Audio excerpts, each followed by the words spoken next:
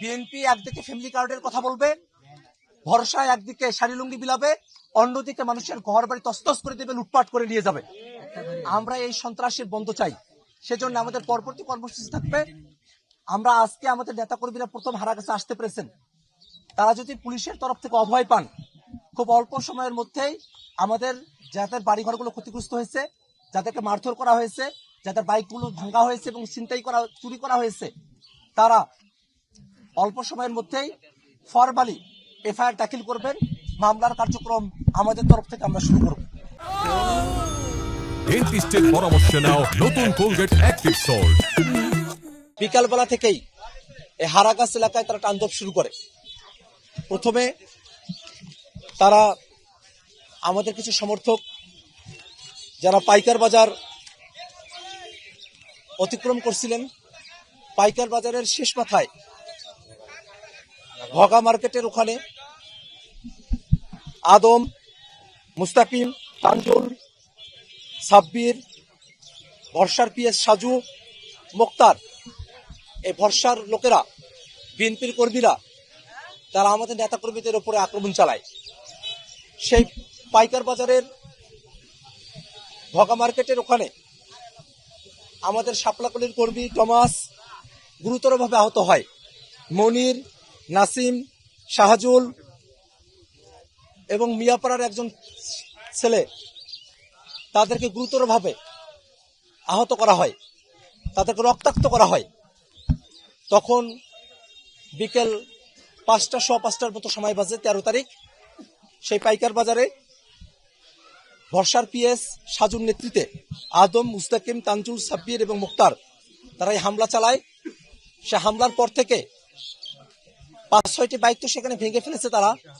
2টি বাইক আমাদের হারাগাছের প্রধান সমন্বয়কারী আরাফাত, তার বাইক এবং আমাদের তার ভাইয়ের বাইক এবং আমাদের রুবায়েত ভাইয়ের ভাই রাকিব ভাই, তার বাইক, এই 2টি বাইক তারা চুরি করে নিয়ে যায়।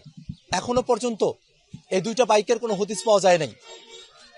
তারা জাতীয় নাগরিক পার্টি এনসিপির হারাগাছ পৌরসভার যে কার্যালয়, সে কার্যালয়ে তারা হামলা করে। তারা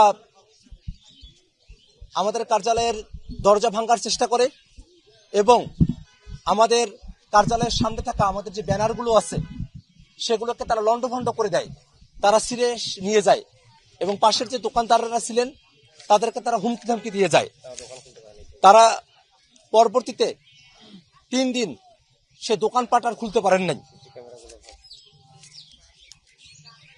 আমরা অত্যন্ত দুঃখের সাথে খেয়াল করে দেখেছি, সে 13 তারিখ বিকেলের পর থেকেই ভরসা বাহিনী হারাগাছে শাপলাকলির যারা কর্মী আছেন, এনসিপির কর্মী, জামাতের কর্মী, তাদের বাড়ি টার্গেট করে হামলা ভাঙচুর শুরু করে। আমরা এই মুহূর্তে যে বাড়িটি পরিদর্শন করেছি, তিনি সুমন স্যার, তিনি আমার ব্যক্তি জীবনে, আমি যখন মাদ্রাসায় পড়ি তখন তিনি আমাকে পড়িয়েছেন সরাসরি শিক্ষক। সেই শিক্ষকতার জায়গা থেকে, ছাত্র শিক্ষকের সম্পর্কের জায়গা থেকে তিনি রাজনীতিতে এসেছিলেন, শাপলাকলির পক্ষে তিনি কথা বলেছিলেন। এ কারণে তার বাড়িতে আপনারা দেখেছেন কি ভয়ঙ্কর ভাবে তারা হামলা চালিয়েছে। বাড়িতে বেসিন ভেঙেছে, রান্নাঘর তছনছ করেছে, 4 ভরি স্বর্ণ এবং 2 লক্ষ টাকা তারা লুটপাট করে নিয়ে গেছে। বাড়িতে বাইক ভেঙেছে, 2টা বাইক ভেঙেছে তারা। এই বাড়িটার আসবাবপত্র সবকিছু ভেঙেছে, কোরআন শরীফ তছনছ করে ফেলেছে।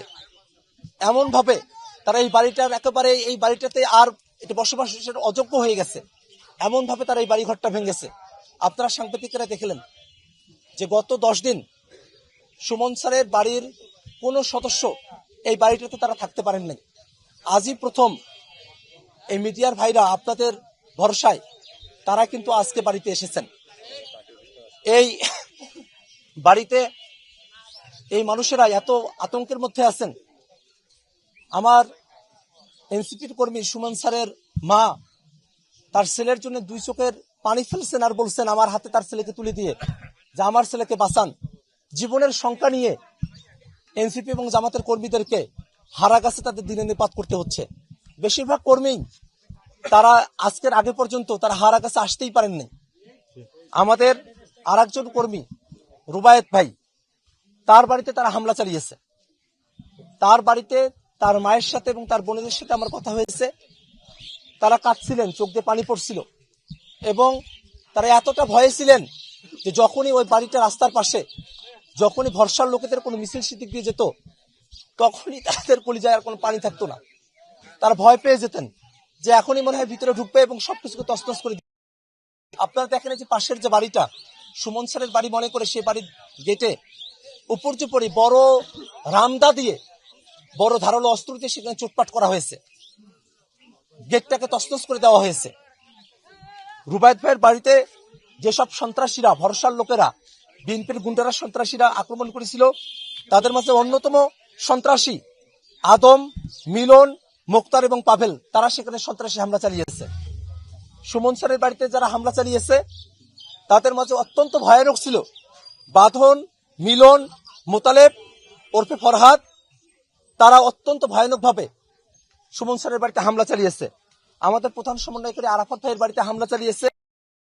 বাবুল, রজু, মুয়াজ্জেম, ফরিয়াটারির যে মুয়াজ্জেম, তারা সেখানে ভয়ানকভাবে তারা হামলা চালিয়েছে এবং আমাদের প্রধান সমন্বয়কারী আরাফাত ভাইকে মিলন নামে এবং অপূর্ব নামে ভরসার বাহিনীর গুন্ডা বাহিনীর দুইজন উপর্যুপরি হত্যার হুমকি দিয়ে যাচ্ছে। এখনো পর্যন্ত তারা তাকে মেরে ফেলতে চায়। আমাদের জামাতে ইসলামের কর্মী মমিন ভাইয়ের বাড়িতেও তারা ভয়ানকভাবে হামলা চালায় সেই 13 তারিখে।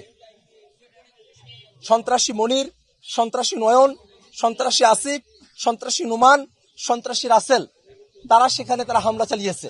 তারা বিএনপির সন্ত্রাসী, তারা ভরসার সন্ত্রাসী বাহিনীর সদস্য।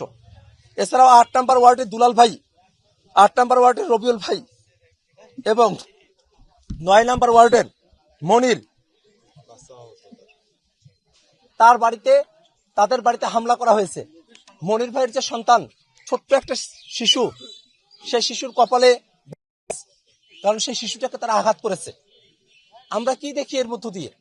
একদিকে বিএনপি ফ্যামিলি কার্ডের কথা বলে, একদিকে বিএনপির প্রার্থী ভরসা মানুষকে শাড়ি লুঙ্গি দেয়, অন্যদিকে বিএনপির কর্মীরা, ভরসার কর্মীরা, সন্ত্রাসীরা মানুষের পরিবারগুলোকে ভেঙে তছনছ করে দেয়। মানুষের জীবন জীবিকার যে উপকরণগুলো আছে সেগুলো তারা লুটপাট করে নিয়ে যায়। একদিকে ফ্যামিলি কার্ডের কথা বলবে, অন্যদিকে মানুষের ফ্যামিলিগুলোতে লুটপাট চালাবে। একদিকে শাড়ি লুঙ্গি দিবে, অন্যদিকে মানুষের জীবন ধারণের উপকরণগুলোকে লুটপাট করে নিয়ে যাবে, স্বর্ণ টাকা পয়সা লুটপাট করে নিয়ে যাবে।